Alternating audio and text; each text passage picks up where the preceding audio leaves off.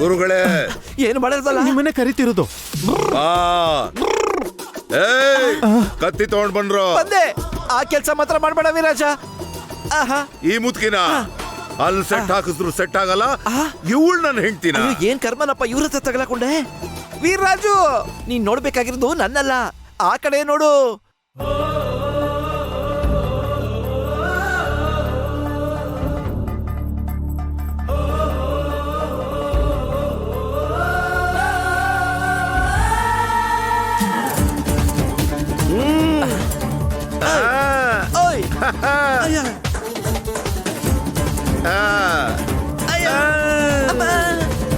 ವೀರ್ರಾಜು, ಏನು 40 ವರ್ಷ ಕಾದಿದ್ಯಂತೆ. ಇನ್ 4 ನಿಮಿಷ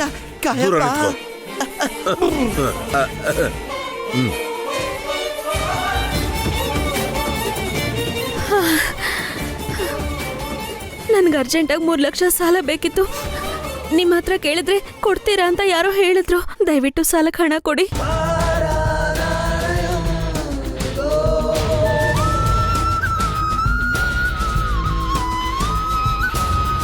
ಆಯ್ತಾಯ್ತಾಯ್ತಾಯ್ತಾಯ್ತು, ನೀನು ಭಯ ಪಡಬೇಡ, ನಿನಗೆ ನಾನಿದ್ದೀನಿ. ವೀರ್ರಾಜು, ಅಂದ್ರೆ ನಿನ್ ಕಷ್ಟಕ್ಕೆ ನಾನಿದ್ದೀನಿ ಅಂತ ಹೇಳಿದೆ.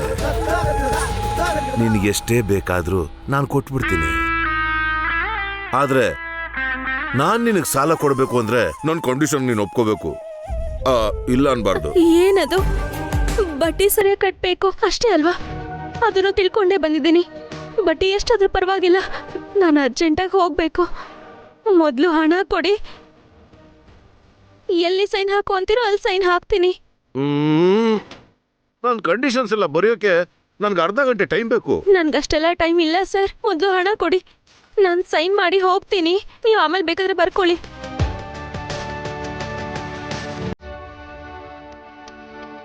ಕೋದಂಡ, ಹೋಗಿ ಪೇಪರ್ ತಗೊಂಡ್ ಬಾ. ನೀನೋಗಿ ದುಡ್ಡು ತಗೊಂಡ್ ಬಾ.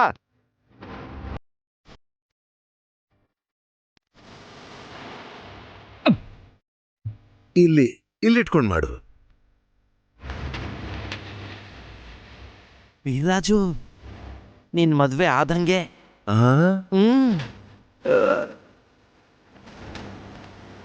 ಅಗ್ರಿಮೆಂಟು 3 ಸೈನ್ ಅಲ್ಲ, 3 ಗಂಟೆ ಹಾಕಕ್ಕೆ ಅನುಮತಿ.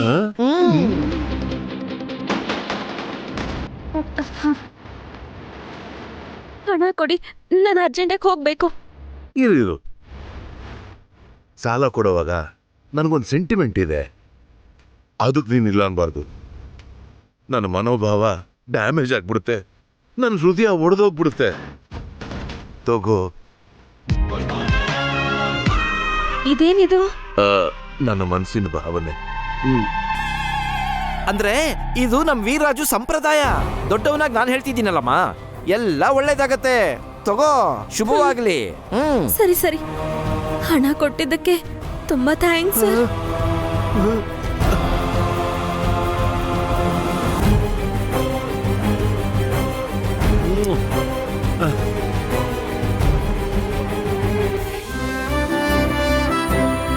ವ್ಯಾಪಾರ ಅಭಿವೃದ್ಧಿರಸ್ತು. ನಿಮ್ಮ ವ್ಯಾಪಾರ ಎಲ್ಲ ಚೆನ್ನಾಗಾಗ್ಲಿ ಅಂತ ನಾನು ದೇವ್ರ ಹತ್ರ ಕೇಳ್ಕೊತೀನಿ. ಶುಭಂ. Thank you sir. ಪ್ರಾಣ ಸ್ನೇಹಿತರು, ಪಾರ್ಟ್ನರ್ಸ್ ಆಗ್ತಿದ್ದೀರಾ. ಅದರಲ್ಲೂ 100 ಕೋಟಿ ಪ್ರಾಜೆಕ್ಟ್ ಮಾಡ್ತಿದ್ದೀರಾ. ಇದರಿಂದ ಇಡೀ ಇಂಡಿಯಾದಲ್ಲಿ ಕನ್ಸ್ಟ್ರಕ್ಷನ್ ಇಂಡಸ್ಟ್ರಿಯಲ್ಲಿ ನಿಮ್ಮ ಕಂಪನಿ ಹೆಸರು ತುಂಬ ಎತ್ತರಕ್ಕೆ ಬೆಳೆಯುತ್ತೆ. All the best young mans. Thank you sir. Thank you. Welcome.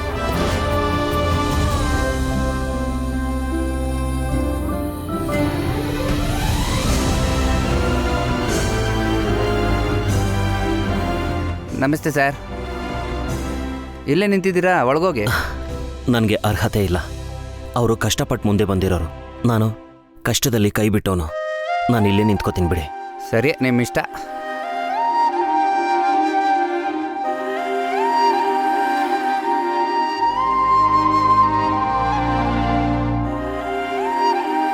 ಯಾರೇ ಇವರು? ನಿಂಗ್ ಗೊತ್ತಿಲ್ವಾ? ಗಗನ್ ಅವ್ರ ಅಮ್ಮ ಇವರು. ತುಂಬಾ ಕಷ್ಟಪಟ್ಟು ಮಗನ್ನ ಇಲ್ಲಿವರೆಗೂ ತಗೊಂಡ್ ಬಂದಿದ್ದಾರೆ. ಹೌದಾ? ನಾನು ಕೇಳಿದ್ದೀನಿ, ಆದ್ರೆ ನೋಡಿರ್ಲಿಲ್ಲ ಅಷ್ಟೇ.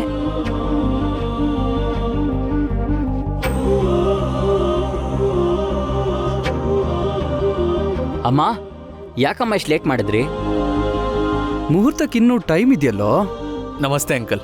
ನಮಸ್ತೆ ಆಂಟಿ. ನಮಸ್ತೆ. ಅಮ್ಮ, ಆಂಟಿ, ಅಂಕಲ್, ಇವರೇ ನಮ್ಮಮ್ಮ. ನಮಸ್ತೆ ನಮಸ್ತೆ ಅಮ್ಮ. ಅಮ್ಮ. ನೋಡಪ್ಪ, ಗಣಪತಿ ಪೂಜೆ ಪೂರ್ತಿ ಆಯ್ತು. ಈಗ ನಿಮ್ಮ ಒಳ್ಳೇದಕ್ಕಾಗಿ ವ್ಯಾಪಾರದಲ್ಲಿ ನಿಮ್ಮ ಅಭಿವೃದ್ಧಿಗಾಗಿ ಲಕ್ಷ್ಮೀ ಪೂಜೆ ಮಾಡಬೇಕು. ವ್ಯಾಪಾರದಲ್ಲಿ ನೀವಿಬ್ರು ಪಾರ್ಟ್ನರ್ಸ್ ಆಗಿರೋದ್ರಿಂದ ನೀವಿಬ್ರು ಬಂದು ಕುತ್ಕೊಳ್ಳಿ. ಬಾರೋ. ನೀನು ಕೂತ್ಕೊಳ್ಳೋ. ನನ್ನ ಬದಲು ನಮ್ಮಮ್ಮ ಕೂತ್ಕೋತಾರೆ. ಅದ್ಯಾಕೆ? ನೀವು ತಾನೇ ಕಂಪನಿ ಶುರು ಮಾಡ್ತಿರೋದು, ನೀವೇ ಕೂತ್ಕೊಳ್ಳಿ. ಆಂಟಿ, ಯಾವುದೇ ಪೂಜೆ ಮಾಡೋಕ್ಕೆ ಮುಂಚೆ ಗಣಪತಿ ಪೂಜೆ ಮಾಡ್ತಾರೆ. ನಾನು ಯಾವುದೇ ಪ್ರಾಜೆಕ್ಟ್ ಸ್ಟಾರ್ಟ್ ಮಾಡಿದ್ರು ಮೊದಲು ನಮ್ಮಮ್ಮನ ಕೈಯಲ್ಲಿ ಪೂಜೆ ಮಾಡಿಸ್ತೀನಿ.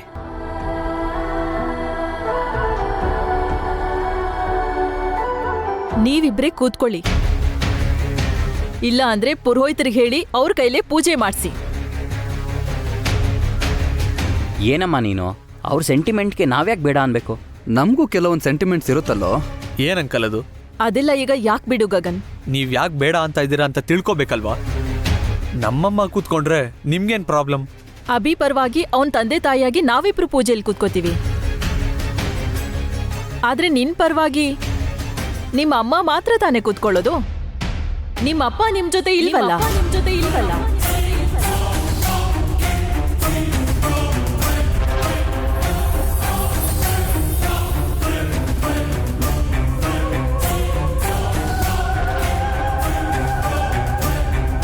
ಮಮ್ಮಿ ಏನ್ ಮಾತಾಡ್ತಿದ್ಯಾ? ನೀನ್ ಸುಮ್ನಿರೋ.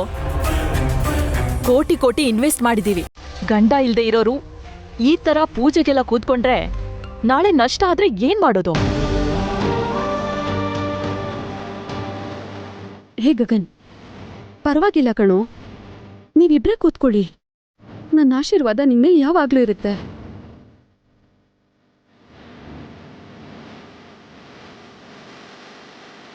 ಇಲ್ಲ ಬಿಡಮ್ಮ.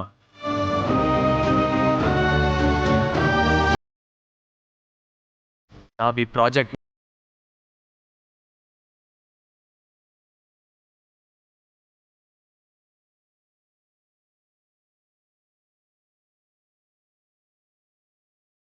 ಗಗನ್ ಏನ್ ಮಾತಾಡ್ತಾ ಇದ್ಯಾ ನೀನು? ವೇಟ್, ನಾನು ಈ ಪಾರ್ಟ್ನರ್ಶಿಪ್ನ ಬಿಡ್ತಾ ಇದ್ದೀನಿ.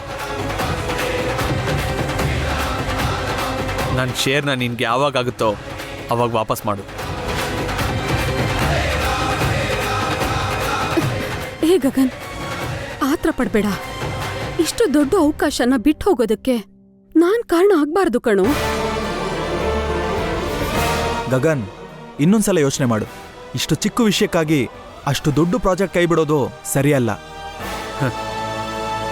ಸರ್, ಸ್ವಾರ್ಥಕ್ಕಾಗಿ, ಅವಶ್ಯಕತೆಗಾಗಿ, ಅವಕಾಶಕ್ಕಾಗಿ ಮನುಷ್ಯರನ್ನ ಬಿಟ್ಟು ಹೋಗ್ತಾ ಇದ್ದಾರೆ. ಪಾರ್ಟ್ನರ್ಶಿಪ್ ಯಾವ ಲೆಕ್ಕ?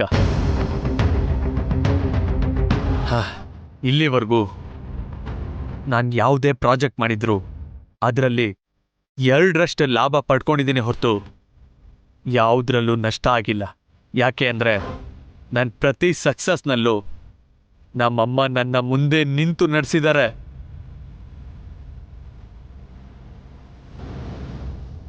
ಈಗ ಹೊಸದಾಗಿ ನಮ್ಮನ್ನ ಬಿಟ್ಟು ಹೋಗಿರೋ ವ್ಯಕ್ತಿನ, ನಮ್ಮ ಜೀವನದಿಂದ ಪೂರ್ತಿಯಾಗಿ ಕಿತ್ತು ಹಾಕಿರೋ ವ್ಯಕ್ತಿನ ವಾಪಸ್ ಕರ್ಕೊಂಬರಕ್ಕಾಗಲ್ಲ ಸರ್.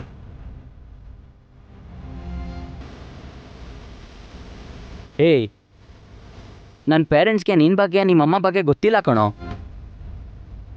ನಮ್ಮ ಫ್ರೆಂಡ್ಶಿಪ್ಗೋಸ್ಕರನಾದರೂ ಪಾರ್ಟ್ನರ್ಶಿಪ್ನ ಬಿಟ್ಟು ಹೋಗ್ಬೇಡ್ವೋ ಪ್ಲೀಸ್ ಕಣೋ. ಲೇ,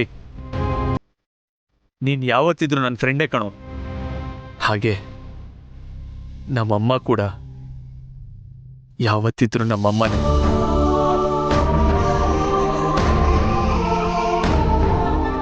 ಏನೂ ಇಲ್ದೇದಾಗ, ಯಾರೂ ಇಲ್ದೇದಾಗ, ನಾನು ಒಂಟಿಯಾಗಿದ್ದಾಗ ಅಮ್ಮನೇ ನಂಗೆಲ್ಲ ಆಗಿದ್ರು.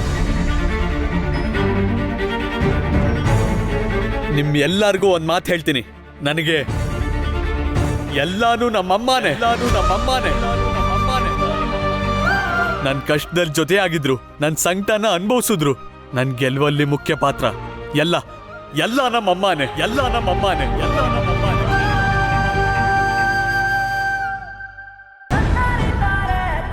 ನಾನ್ ನಡೆಯೋದ್ ಕಲ್ತಿದ್ದು, ಮೇಲ್ ಹೇಳೋದ್ ಕಲ್ತಿದ್ದು, ಎಲ್ಲ ಈ ಕೈ ಹಿಡ್ಕೊಂಡೇ ಮಾಡಿದ್ದು. ನಾನಿವತ್ತು ಇಷ್ಟು ದೊಡ್ಡ ವ್ಯಕ್ತಿ ಆಗಿರೋದಕ್ಕೆ ಕಾರಣ ನಮ್ಮ ಅಮ್ಮನ ಕೈ.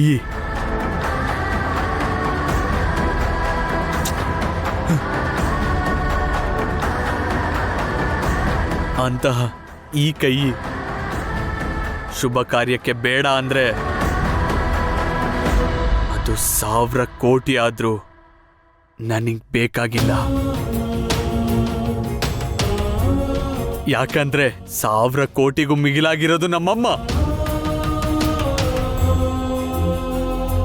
ಅಮ್ಮ, ನಿನ್ನ ಬೇಡ ಅನ್ನೋ ಯಾವುದೇ ವಿಷಯನೂ ನಂಗದ್ ಬೇಡ ಅಮ್ಮ. ನಡಿಯಮ್ಮ, ಹೋಗೋಣ. ಹೇ ಗಗನ್, ಏನು ಇದೆಲ್ಲ? ನಿಂಗೆ ಇಷ್ಟೆಲ್ಲ ಅವಮಾನ ಆಗ್ತಿರೋದು ಒಬ್ಬ ಕೆಟ್ಟ ವ್ಯಕ್ತಿಯಿಂದ.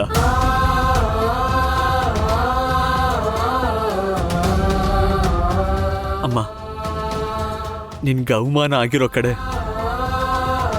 ನಾನು ಹೇಗಿರೋಕ್ಕಾಗುತ್ತಮ್ಮ? ನಡಿ, ಹೋಗೋಣ.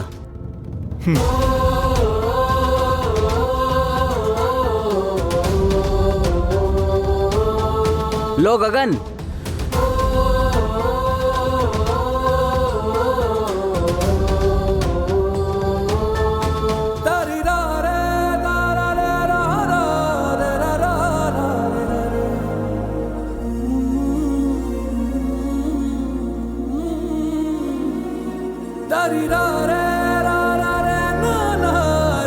ಸಾರಿ ಅಮ್ಮ.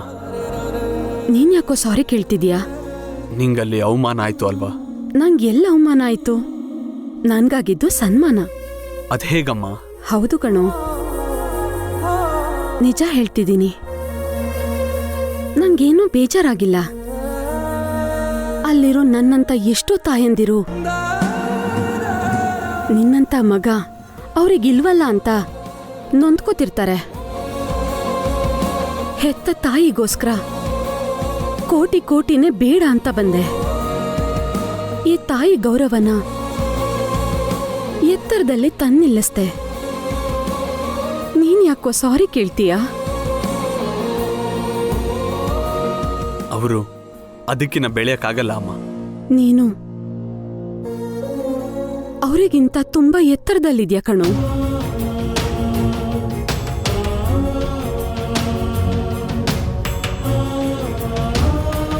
ಒಂದ್ ನಿಮಿಷ ಗಾಡಿ ನಿಲ್ಸು. ಯಾಕಮ್ಮ, ಏನಾಯ್ತು? ದೇವಸ್ಥಾನಕ್ಕೆ ಹೋಗಿ ಬರ್ತೀನಿ. ಇನ್ನೂ ನಿನ್ ಮನ್ಸಲ್ಲಿ ನೋವು ಕಮ್ಮಿ ಆಗಿಲ್ವಾ? ದೇವ್ರ ಹತ್ರ ನಿನ್ ನೋವನ್ನ ಹೇಳ್ಕೊಳಕ್ ಹೋಗ್ತಾ ಇದ್ಯಾ? ಕೃತಜ್ಞತೆ ಸಲ್ಲಿಸೋದಕ್ಕೆ ಹೋಗ್ತಾ ಇದ್ದೀನಿ. ಹೌದು, ನಿಂಗೋಸ್ಕರ ಏನ್ ಮಾಡಿದ್ದೀನೋ ನಂಗೆ ಗೊತ್ತಿಲ್ಲ. ಆದ್ರೆ ನೀನು ನನ್ನ ಆಕಾಶದ ಎತ್ತರದಲ್ಲಿಟ್ಟಿರೋದು ನೋಡಿದ್ರೆ ನಾನ್ ನಿನ್ಗಷ್ಟೆಲ್ಲ ತಾಯಿಯಾಗಿ ಮಾಡಿದ್ದೀನಿ ಅಂತ ನಂಬಕ್ಕೆ ಆಗ್ತಿಲ್ಲ. ಬಂಗಾರದಂತ ಮಗನ ಕೊಟ್ಟಿರೋದಕ್ಕೆ ಆ ದೇವರಿಗೆ ಕೃತಜ್ಞತೆ ಹೇಳ್ಬೇಕಲ್ವಾ? ಅದಕ್ಕೆ ಹೋಗ್ತಾ ಇದ್ದೀನಿ. ಸರಿ ಅಮ್ಮ, ಅಷ್ಟರಲ್ಲಿ ನನಗೊಂದು ಚಿಕ್ಕ ಕೆಲಸ ಇದೆ, ಹೋಗ್ಬಿಟ್ಟು ಬರ್ತೀನಿ. ಸರಿ ಕಂದ, ಹುಷಾರು.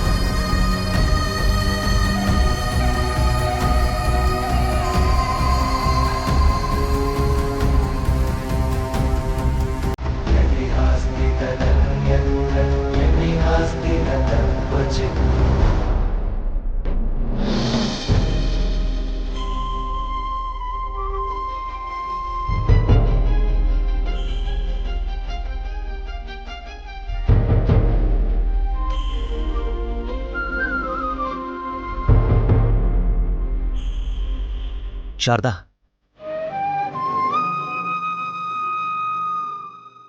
ನನ್ನ ನೆರಳು ಕೂಡ ನಿನ್ ಮೇಲೆ ಬೀಳಕ್ ಬಿಡಲ್ವಾ?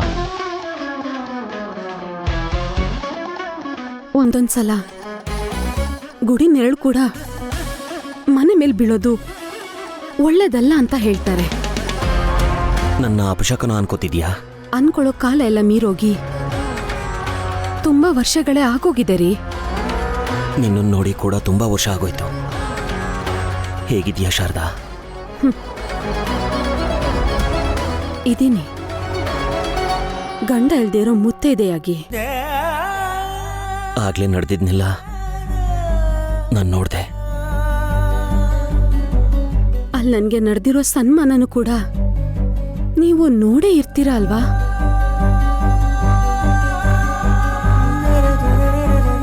ಇಷ್ಟಕ್ಕೆಲ್ಲ ನಾನೇ ಕಾರಣ ಅಂತ ನನಗೆ ಗೊತ್ತು. ಇದು ಅರ್ಥ ಆಗೋದಕ್ಕೆ ನಿಮ್ಗೆ ಇಷ್ಟು ವರ್ಷ ಬೇಕಾಯ್ತು. ಆದ್ರೆ ನನ್ ಮಗನ್ಗೆ ಒಂದೇ ದಿನದಲ್ಲಿ ಗೊತ್ತಾಯ್ತು.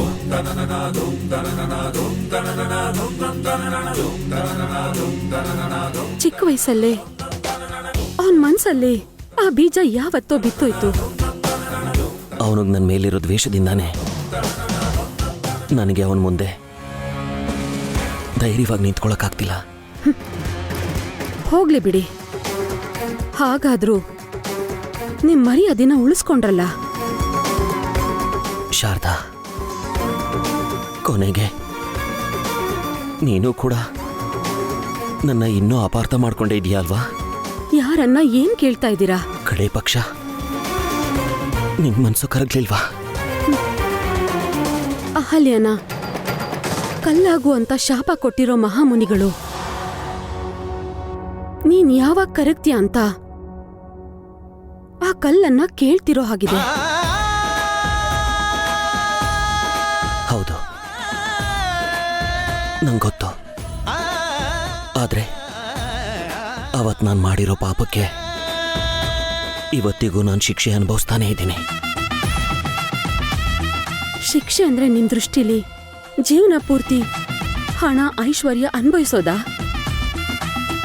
ಇಲ್ಲ ಇನ್ನೊಂದ್ ಹೆಂಡತಿ ಜೊತೆ ಅವಳಿಗೆ ಹುಟ್ಟಿರೋ ಮಕ್ಕಳ ಜೊತೆನೂ ಸುಖವಾಗಿ ಸಂಸಾರ ನಡ್ಸ್ಕೊಂಡು ಹೋಗೋದಾ?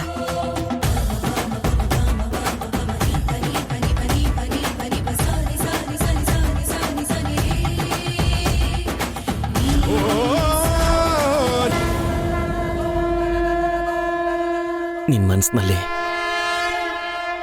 ನನ್ನ ಮೇಲೆ ಇಷ್ಟೊಂದು ಕೋಪ ಇದೆ ಅಂತ ನಾನು ಊಹೆ ಮಾಡಿರ್ಲಿಲ್ಲ ಶಾರದಾ.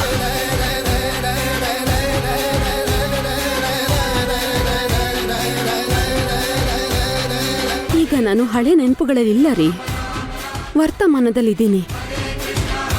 ಅದಕ್ಕೆ ದ್ವೇಷ ಮಾಡೋ ಭಾವನೆನೂ ಯಾವತ್ತೋ ಕಳ್ಕೊಂಡ್ಬಿಟ್ಟಿದ್ದೀನಿ.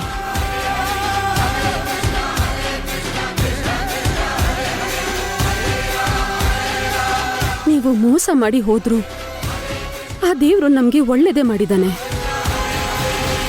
ಅಪರಂಜಿ ಅಂತ ಮಗನ್ನ ಕೊಟ್ಟಿದ್ದಾನೆ.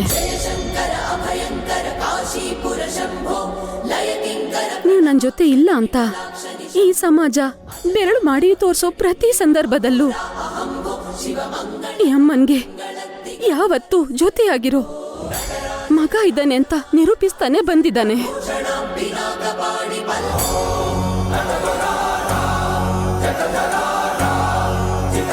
ನಿಮ್ಗೂ ಅವನಿಗೂ ಮಧ್ಯೆ ಇರೋ ವ್ಯತ್ಯಾಸ ಅದೇನೇ ರೀ.